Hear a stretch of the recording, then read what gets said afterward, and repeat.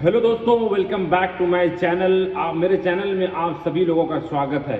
दोस्तों, मेरा नाम है अशद शेख। मैं आपके लिए लाया हूं देश और दुनिया की कई सारी खबरों के साथ आपके सामने हाजिर हुआ हूं। दोस्तों, इन दिनों हमारे देश में एक ऐसी न्यूज़ जो ट्रेंडिंग में बनी हुई है, जहां भी देखो उसी न्यूज़ के बारे में चर्चा हो रही है। दोस्तों, पहले हम उसी न्यूज़ के बारे में बात करेंगे।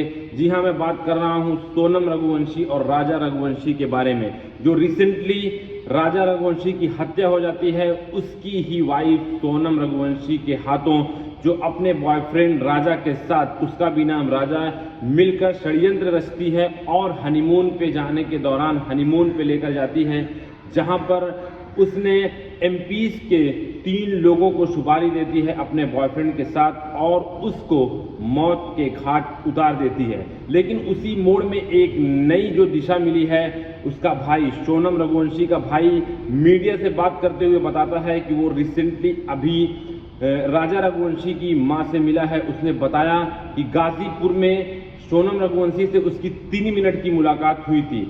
ड्यूरिंग द मीटिंग 3 मिनट के अंदर जब उसने पूछा कि क्या तुमने अपने हस्बैंड राजा रघुवंशी की हत्या की है, तो उसने पहले इनकार किया, लेकिन बाद में जब वो सर झुका ली, नजरें चुराने लगी, तो वो समझ गया कि इसकी जो हत्या हुई है इसमें मेरी बहन जरूर इन्वॉल्व है। उसने मीडिया को बताया कि उसकी मां से वो मिला, बहुत फूट फूट कर दोनों रोए और उसने ये भी कहा कि मैं चाहता हूं अगर मेरी बहन इसमें इन्वॉल्व है तो उसे जल्द से जल्द फांसी की सजा दी जाए। इसमें कई सारे लोगों ने टिप्पणी दी, कई सारे लोगों ने इसमें टिप्पणी दी, अपनी राय रखी।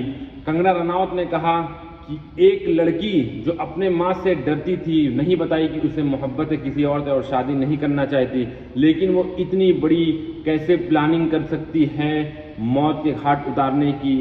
एक बहुत बड़ी साजिश थी, पूरा देश सदमे में है, ये एक कोई छोटी बात नहीं है। और आजकल हम लगातार सोशल मीडिया पे देख रहे हैं जहां पर औरतें अपने बॉयफ्रेंड के साथ मिलकर अपने हस्बैंड को मौत के घाट आसानी से उतार देती हैं। अभी हमने रिसेंटली कई सारे केसेस देखे, किसी को ड्रम में डाला गया, कोई ऑनलाइन आकर आत्महत्या कर लेता है बीवी से परेशान होकर, बीवी से प्रताड़ित होकर जो टॉर्चर करती हैं।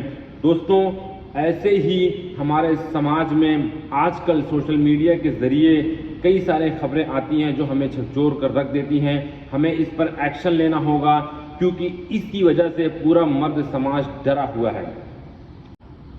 दोस्तों, हम लोग बात करते हैं फिर यूपी मथुरा के रहने वाले एक ऑटो ड्राइवर जो सोशल मीडिया पर लगातार कई धार्मिक भावनाओं को आहत करने के लिए पोस्ट किया करता था, धार्मिक बातों पे पोस्ट किया करता था, जिसे पुलिस रिसेंटली अरेस्ट करती है।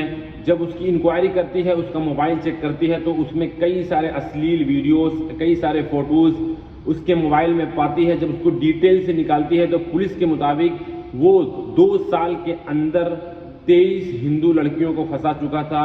हालांकि वो लड़का मुसलमान था और हिंदू नाम बताकर 23 लड़कियों को फंसा चुका था। उसकी वीडियोस बनाता था, गंदे फोटोज रखता था। उसका टारगेट था कि वो 50 हिंदू लड़कियों को टारगेट करेगा और उनके साथ कई सारे घिनौने काम, कई सारी अश्लील वीडियोस एंड फोटो शूट करेगा।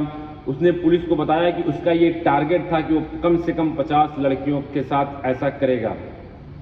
अभी दोस्तों, हम लोग बात करते हैं मुंबई की खबर। मुंबई की आरे कॉलोनी की रहने वाली एक 14 साल की लड़की, जिसका नाम किशोरी, खुद आत्महत्या कर लेती है। अपने दुपट्टे लपेटकर अपने गले में आत्महत्या कर लेती है। लेकिन आपको जब ये बात पता चलेगी उसने ऐसा क्यों किया, पुलिस के मुताबिक किशोरी 14 साल की थी। वो मोबाइल बहुत ज़्यादा चलाती थी, उसमें गेम बहुत ज़्यादा खेलती थी। अब उसके माँ बाप के मना करने के बाद, लेकिन वो सुनती नहीं थी। लेकिन एक दिन उसके माँ बाप ने डिसाइड किया कि अब उसको मोबाइल नहीं दिया जाएगा।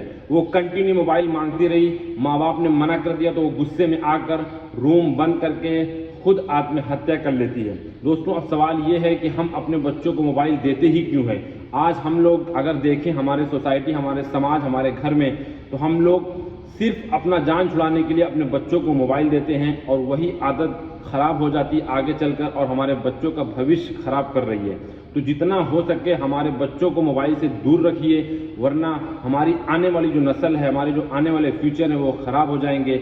जैसा हम लोग आजकल सोशल मीडिया पर लगातार देखते हैं कि बच्चों के अंदर किस तरीके से मोबाइल से लेकर पागलपन है, किस तरीके से वो हद तक गुजर जा रहा है, स्टडी तक नहीं करता, अपने माँ बाप से लड़ने तक तैयार हो जाता है। कई सारे ऐसे मामले आए हैं जहाँ पर पबजी और गेम खेलने की वजह से, माँ बाप की मना करने की वजह से बच्चों ने माँ बाप का मर्डर कर दिया, उन पे हमला कर दिया। तो प्लीज़ इसको अवॉइड करें, अपने बच्चों का ध्यान दीजिए।